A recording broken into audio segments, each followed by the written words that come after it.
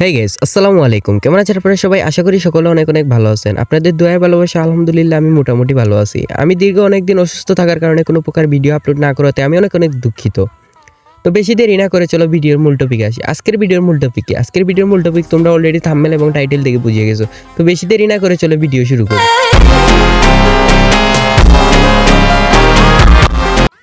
Rimo FF নাম শুনে তোমরা অনেকে চিনতে পারতেছো, আবার অনেকে চিনতে পারতেছো না। তাদের উদ্দেশ্যে আমি বলি রিমো এফএফ হচ্ছে একটা চুতমারানি। তো সরি, আমি ফার্স্টে গাইল দেওয়ার জন্য অনেকটা দুঃখিত।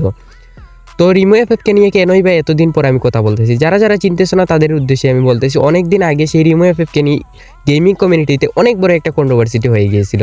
শুধু তার কারণে কয়েকটা ইউটিউবারের অনেক বড় একটা ঝামেলা হয়েছিল। তো সেটা একটা পর্যায়ে গিয়ে অনেকটা সমাধান হয়, কিংবা সেই বিষয়টা অনেকটা শান্ত হয়। তো এখন আমি কেনই বা এতদিন পরে সেই টপিক নিয়ে কেনই বা আলোচনা করতে আসছি। আমি দেখো তোমাদেরকে একটা বিষয় বলি, বিষয়টা তোমরা বোঝার চেষ্টা করো, না বুঝে তোমরা ফালাফালি করো না, না হয় ভিডিও বিষয়টা তোমরা কিছুতেই বুঝতে পারবে না। তো ভিডিওটা তোমরা মনোযোগ সহকারে দেখো, আর কথাগুলো তোমরা মনোযোগ সহকারে শোনো, তাহলেই তোমরা বুঝতে পারবে আমি তোমাদেরকে কি বলার চেষ্টা করতেছি বা কেনই বা তাকে নিয়ে আমি ভিডিও করতেছি।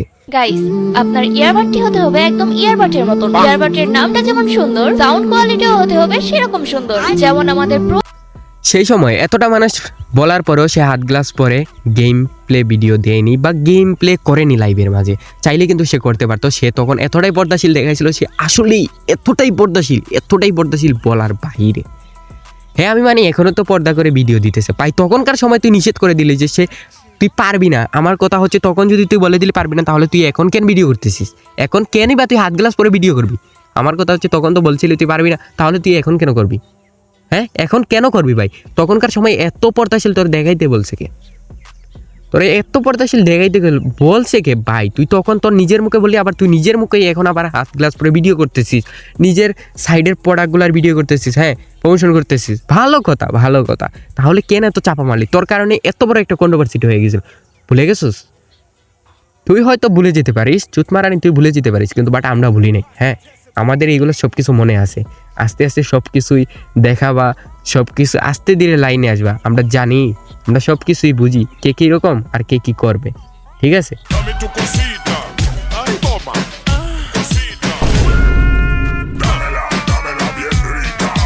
Vámonos pa' acá pa' la esquinita. দিন দিন এই মেগি চুতমারানির অবস্থা দেখলে আরও মাথা ভাই খারাপ হয়ে যায়। ও দিন দিন যা অবস্থা করতেছে, যা অপমান করতেছে গেমিং কমিউনিটি, তা বলার বাইরে। এই মাদার চুদনিরে এর আগে অনেকে অনেক কিছু করছে, অনেকে অনেক রুস্ট করছে, তারপরে এগুলো শুধরায় নাই। কারণ এইগুলো তো মাদার চুদ, এগুলো তো চুতমারানি খাঙ্কি মাগি, যার কারণে ওরা কখনোই নিজেকে পরিবর্তন করবে না। তো এই জায়গায় দেখতেছো তোমার পম্পম অনেক বড় হয়ে গেছে, সেটা আমরা বুঝতে পারতেছি। এই জায়গায় দেখানো তেমন কিছুই নেই। তোমার যদি বেশি বড় বা তুমি যদি সহ্য করতে না পারো, তাহলে তুমি যেতে পারো। ঢাকায় কিন্তু আবাসিক হোটেলের কিন্তু শেষ নেই, সেই জায়গায় তুমি যেতে পারো, সমস্যা নাই। হ্যাঁ, টাকাও পাবে, সার্ভিসও দিবে, অনেক ভালোও লাগবে তোমার। এগুলো আইসে ওই জায়গায় দেখায় কোনো লাভ নাই। ঠিক আছে? এইসব গেমিং পোলাপানগুলারে দেখাইয়া কোনো লাভ নাই। আর যদিও দেখাও, তাহলে তোমার এমন পুন্দাইবে না যেটা তোমার ভাবনার বাইরে থাকবে। তো ওরে নিয়ে আমি আর বেশি কিছু বলতে চাই না, কারণ এটা আমি জানি ও যে আগে থেকেই ম্যাগি এমনিতে নাম লাগানো হয় নাই। ওইটা আসলেই একটা ম্যাগি, এটা আসলেই একটা চুতমারানি, এটা আসলেই একটা খাঙ্কি মাগি। হ্যাঁ, ওইগুলার আসলে কি বলবো, এগুলা বাপ মার কোনো জন্মের কোনো ঠিক নাই, এর জন্য জন্মের কোনো ঠিক নাই। ঠিক আছে? তো বেশি কথা বলতে চাই না, আমি অনেক অসুস্থ থাকার কারণে কথা বলতে পারতেছি না, আমার একটা সমস্যা হচ্ছে। তো ভালো থাকো, সুস্থ থাকো, দেখা হচ্ছে কোনো পরবর্তী আরেক ভিডিওতে।